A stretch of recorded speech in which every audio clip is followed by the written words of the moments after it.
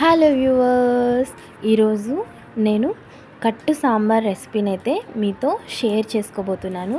ఈ రెసిపీ కనుక ఒక్కసారి ట్రై చేస్తే మళ్ళీ మళ్ళీ తినాలనిపించేంత టేస్ట్ ఉంటుందండి.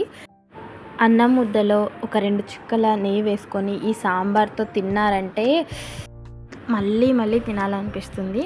ముందుగా వీటికి కావాల్సిన పదార్థాలు: సగం కప్పు తూర్ దాల్, అలాగే సగం కప్పు పెసరబ్యాళ్ళు అయితే తీసుకున్నాను. వీటిని ఒక కుక్కర్లో వేసుకొని కడిగేసి జస్ట్ ఒక 2 మినిట్స్ నానబెట్టాలంతే. తర్వాత ఒక 5 విజిల్స్ దాకా అలాగే పెట్టుకోవాలి. ఇది విజిల్ వచ్చేంత వరకు మళ్ళీ కావాల్సిన పదార్థాలు తీసుకుందాం. వెల్లుల్లి, కరివేపాకు, నా దగ్గర ఎండు కొత్తిమీర ఉందండి. మీ దగ్గర ఫ్రెష్ ఉంటే అది కూడా తీసుకోవచ్చు. ఎండుమిర్చి. ఈ లోపల విజిల్ అయితే వచ్చేసింది. వీటిని ఇలా స్మాష్ చేసుకోవాలి.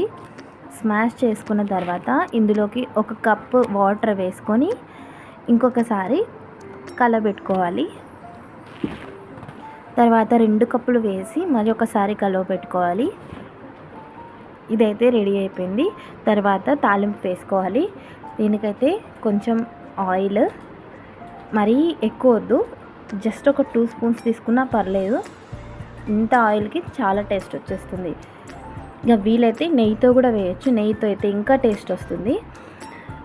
జీలకర్ర, ఆవాలు, కొంచెం ఉద్దిబ్యాళ్ళు, నా దగ్గర ఎండు కొత్తిమీర ఉంది, ఆ కొత్తిమీర తీసుకున్నాను. ఇవన్నీ వేసేసి ఎండుమిర్చి వేసి వెల్లుల్లి వేసి,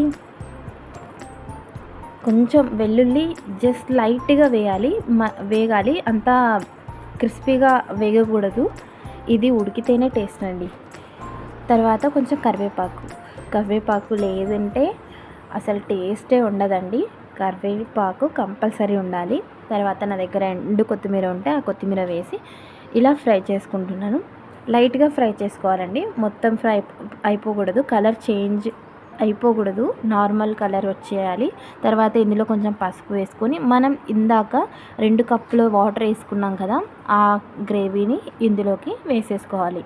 ఇది ఉడికేంత వరకు అలానే పెట్టాలి గ్యాస్ పైన. ఉడికింది అని ఎలా తెలుస్తుందంటే ఇందులోన వెల్లుల్లి ఇలా మన చేతికి స్మాష్ అయిపోవాలి చేతిలో తీసుకుంటే. అంతేనండి.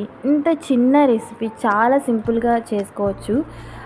టేస్ట్ మాత్రం అద్దిరిపోతుందండి. ఈ రెసిపీ ట్రై చేశాక కామెంట్ చేసి చెప్పండి ఎలా ఉందో.